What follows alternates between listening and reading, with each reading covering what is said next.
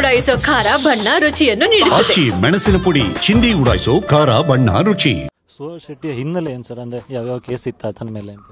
Suhas Shetty basically rowdy sheeter. ಅವ್ರ ಮೇಲೆ ಒಟ್ಟಾರೆ ಒಂದು 5 ಕೇಸಸ್ ಇದೆ. ಮುಖ್ಯವಾಗಿ ಅವರು 2022 ನಡೆದಿದ್ದು ಫಾಜಿಲ್ ಮರ್ಡರ್ಗೆ ಇದು A1 ಅಕ್ಯೂಸ್ ನಂಬರ್ 1 ಅವರು. ಅದೇ ರೀತಿ ಇದಕ್ಕಿಂತ ಮುಂಚೆ ಅದು ಕೀರ್ತಿ ಮರ್ಡರ್ ಕೇಸಲ್ಲಿ ಕೂಡ ಆರೋಪಿ ಅವರು. ಸೊ 2 ಕೊಲೆಯ ಕೇಸಸ್ ಅವ್ರ ಮೇಲಿದೆ ಮತ್ತು ಅದೇ ರೀತಿ ಬೇರೆ ಅಟೆಂಪ್ಟ್ ಟು ಮರ್ಡರ್ ಮತ್ತು ಅಫ್ರೆ ಕೇಸಸ್ ಅವ್ರ ಮೇಲೆ ಸಾಕಷ್ಟು ಇದೆ. So is basically a notorious person of this area.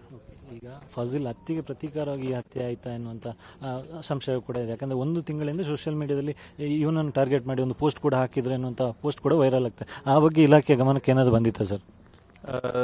Revenge murder cannot be ruled out ಈಗ. ಬಟ್ ಈಗ ಇನ್ವೆಸ್ಟಿಗೇಷನ್ ನಿನ್ನೆ ರಾತ್ರಿಯಿಂದ ಪ್ರಾರಂಭ ಆಗಿದೆ. ಇದು ಮಾಹಿತಿ ನಮಗೆ ಕೂಡ ಇತ್ತು. ಅವ್ರಿಗೆ 2-3 ಸರಿ ಬ್ರಾಂಚಲ್ಲಿ ಕರೆದುಕೊಂಡು ಇದರ ಬಗ್ಗೆ ವಾರ್ನಿಂಗ್ ಕೂಡ ಕೊಟ್ಟಿದ್ದೆವು ನಾವು, that you have to be careful ಮತ್ತು ಆ ರೀತಿ, ಯಾಕೆಂದರೆ ಟಾರ್ಗೆಟ್ ಆಗ್ಬೋದು. ಸೊ ಬಟ್ ಅವರು ಗಮನ ಹರಿಸಿಲ್ಲ. ಸೊ ಇದು ಕೂಡ ನಾವು ಇನ್ವೆಸ್ಟಿಗೇಟ್ ಮಾಡ್ತಾ ಇದ್ದೀವಿ. ನಗರ ಜನರಿಗೆ ಏನು ಹೇಳಕ್ಕೆ ಇಷ್ಟಪಡ್ತೀವಿ ಸರ್? ಮಂಗಳೂರದು ಶಾಂತಿ ಸುವ್ಯವಸ್ಥೆ ತುಂಬ ಇಂಪಾರ್ಟೆಂಟ್ ಇದೆ. ತಾವು ಗಮನ ಹರಿಸಬಹುದು.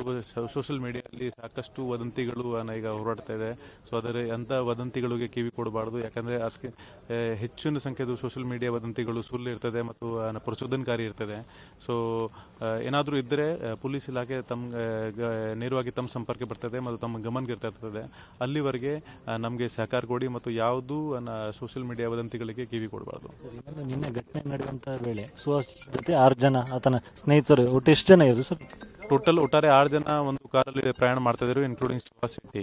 ಸೊ ಅವ್ರ ಜೊತೆಗೆ ಇನ್ನೂ 2 ಕೂಡ ಗಾಯ ಆಗಿದೆ. ಅವರು ಈಗ ಟ್ರೀಟ್ಮೆಂಟ್ ತಗೊಳ್ತಾ ಇದ್ದಾರೆ. ಮೊದಲಿಗೆ ಒಂದು ಪಿಕಪ್ ವಾಹನದಲ್ಲಿ ಗುದ್ದಿ ಆಮೇಲೆ ಅಟ್ಯಾಕ್ ಮಾಡಿದ್ದಾರೆ. ಪಿಕಪ್ ವೆಹಿಕಲ್ ಇಂದ ಆ ಗಾಡಿಗೆ ಅವರು ಸ್ಟಾಪ್ ಮಾಡ್ಲಿಕ್ಕೆ ಪ್ರಯತ್ನ ಮಾಡಿದ್ದಾರೆ. ಆ ಪಿಕಪ್ ಇಂದ ಸೇವ್ ಮಾಡಲಿಕ್ಕೆ ಇದು Innova car to extreme left turn. ಆವಾಗ ಅಲ್ಲಿಂದ ಇವರು ಸುಹಾಸ್ ಶೆಟ್ಟಿ ಎಬ್ಸ್ಕೊಂಡು ಆಗಲಿಕ್ಕೆ ಪ್ರಯತ್ನ ಮಾಡಿದರು. ಆದ ನಂತರ ಸ್ವಿಫ್ಟ್ ಕಾರಲ್ಲಿ ಒಂದು 5-6 ಜನ ಬಂದು ಅವ್ರ ಮೇಲೆ ಹಲ್ಲೆ ಮಾಡಿದ್ದಾರೆ. Thank you sir.